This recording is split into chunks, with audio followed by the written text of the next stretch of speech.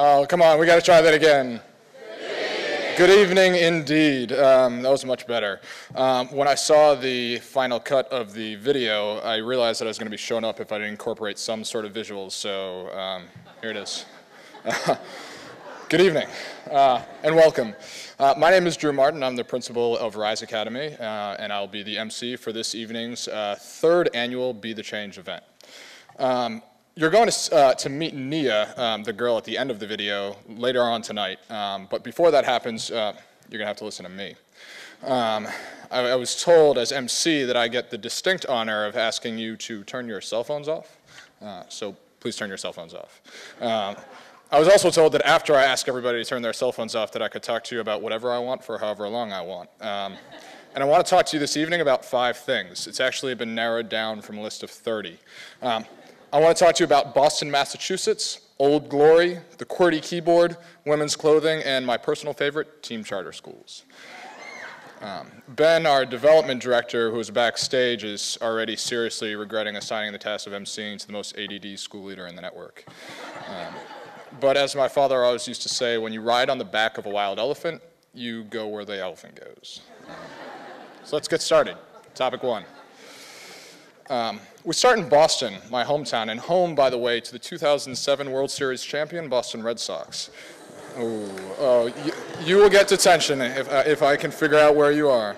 I was born in Boston, the son of a black man who was one of the first African Americans to attend Harvard Medical School, and the son of a white woman who believed that racism in this country had gone on for too long, and that her call was to provide education to disadvantaged kids in the Boston public school system. Now, while we Bostonians may remember fondly the many championships that our sports teams have captured, our racial past is not looked upon so kindly. So my mother refused to send me and my siblings to the Boston public schools. Topic 1 is now done. You may recall, by the way, that ADD stands for Attention Deficit Topic 2. This is a Pulitzer Prize-winning photo. It's called The Soiling of Old Glory. In the center there is Ted Landsmark. Ted is the African-American man in the suit. Ted grew up in a single-family household where education was the top priority. He was accepted into St. Paul's for high school in the first cohort of African-Americans to attend this elite boarding school. He later went on to Yale University, where he graduated near the top of his class, and eventually went on to Yale Law. He moved to Boston after graduating from Yale to practice law, and on the day when this picture was taken, he was late for a meeting at City Hall when he was descended upon by a group of 200 white student protesters who were protesting the controversial busing decision that had been recently enacted. You see, people weren't very happy about being forced to go to school with students of color. So when was this photograph taken? For people that have never seen this picture before, most people assume that the picture was taken in 1955. It's a good guess considering that's a year after Brown versus the Board of Education. It's a good guess, but it's actually incorrect. This picture was actually taken in 1976. For you mathematicians out there, you figured that that's 22 years. That's right, 22 years after Brown versus the Board of Education, the Boston public school system still had not been desegregated. In fact, a federal court found that in Boston, district lines had been drawn and schools had been built to intentionally segregate them racially. And when the court forced Boston to attempt to desegregate, Ted was attacked, ironically, with the very flag that had stood for millions as a symbol of hope, freedom, and equality. The largest reform movement in the history of public education in America took over 20 years to go into effect in my hometown. By 1984, when I was of age to go to school, unfortunately, things still hadn't changed. So in 1984, now 30 years after the largest reform movement in the history of public education, the school down the street, where my mother taught, was still racially segregated. And the outcomes in the city's black schools were still miles behind the outcomes of the city's white schools. So for me, when I think about improving the public education system, I must admit that I come with a bias. Boston public schools were only willing to change after 2 major pieces of legislation were enacted. Unfortunately, those reforms didn't come from within. They had to be forced on them, and even then, they still didn't change. And topic 2 is now done. Ben, I don't know if you guys can hear, he's crying in the wings right now. Topic 3. The QWERTY Keyboard. It was designed to actually slow down the speed at which typists hit the keys because the original models were prone to jamming if the keys were struck too quickly. A study commissioned by the designer of the keyboard showed that the QWERTY arrangement required typists' fingers to cover the most distance and thus slowed them down. Today, we still use the QWERTY keyboard despite inventions that came along many years ago, like the Hatzenor keyboard, in which 70% of the words in the English language could be typed in just one row of keys. In keyboards, resistance to change kept us from a more efficient and productive keyboard. Economists refer to this phenomenon as path dependence. It's the idea that decisions that were made in the past can limit the decisions that are made today. Topic 4. Did you ever wonder why women's clothing buttons from the right while men's clothing buttons from the right? Women's clothing buttons from the left, excuse me, while men's clothing buttons from the right. 90% of the world's population is right-handed. Apparently, 10% of the other people are incredible public speakers.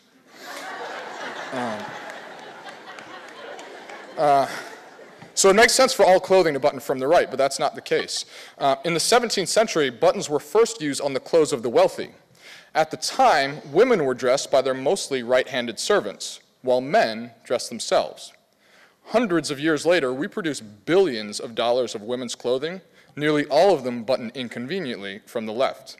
This is path dependence at its best, and this is topic 4, now done.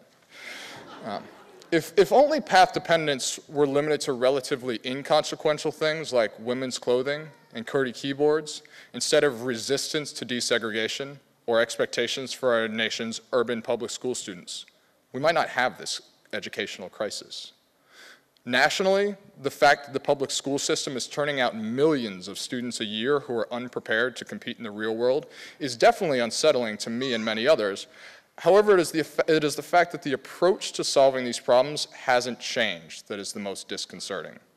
Our public school system is proudly buttoning from the left and typing on a QWERTY. But for its students, the consequences are far more dire than a few seconds lost in the morning while getting dressed, or a few less words per minute. Instead, the path dependence of the traditional public school system impacts millions of lives filled with potential, and for many, its potential left unfulfilled. But the students of our city don't have to live lives of unfulfilled potential. Tonight, you'll get the opportunity to hear from and meet many of our students who are breaking from that path. Our students, all 800 of them this year and 1,100 of them next year, are proving that they don't have to be dependent on the path that the traditional public school system has set out for them. Instead, with the help of nearly 100 dedicated staff members, they're showing that their paths in life are limited only by their dreams. They're waking up earlier, going to school earlier, working longer, all of them staying in school until 5, and many of them staying for extra help. They're doing more homework, going to school for more days, and the results are slowly starting to show. They're outperforming the district on the way to high school graduation, college, and beyond. Now, transforming the history of racism and educational inequality in this country is something that has taken a long time and had to be forced on the school system from without, and even then was vigorously, sometimes violently, opposed by proponents of the status quo. And even then, the reform has had limited effects on many school systems. At team charter schools, we have an opportunity to completely rise above the path dependencies of the traditional public school system, to provide a world-class education for those who for generations have been denied that chance. We are proving that the traditional path that our public school system has been so dependent on for so many years must be broken. We have to expect more. We expect students to go to school for longer. We expect teachers to work many more hours. We expect parents to come up to the school and play a more active role in the lives of their children. We expect that the path can be changed for our children. However, our kids are going to need the support of everyone within and without this room, both today, tomorrow, and for many years to come. Lastly, I expect that you've all been paying careful attention. Hopefully some of you have been taking notes. I am a teacher by trade, so I'm going to need some active audience participation to answer my first question, so here it comes. On the count of 3, if you know the answer to this, I just want you to shout it out. What year was the Brown versus the Board of Education enacted? 1, 2, 3. You guys don't listen. On the count of 3. 1, 2, 3. 1954, indeed. That's right. How about this picture up here? Can somebody tell us when this picture? Well, on 3. Stop misbehaving. 1, 2, 3. 1976. I'm glad you guys have been paying attention. So if you're mathematically inclined, hopefully you can figure out the difference and give us the answer on 3. 1, 2, 3. 22. All right, I'm impressed. There must be team studies somewhere in the audience. That's 22 years. This is a picture of some of my students. That's Zaria on the left, Saida, and Wilking. In 22 years, they're going to be 34. Path dependency may be fine for keyboards and clothing, but it's not okay for our kids. So thank you for coming out tonight in support of our kids and helping them along their path to college.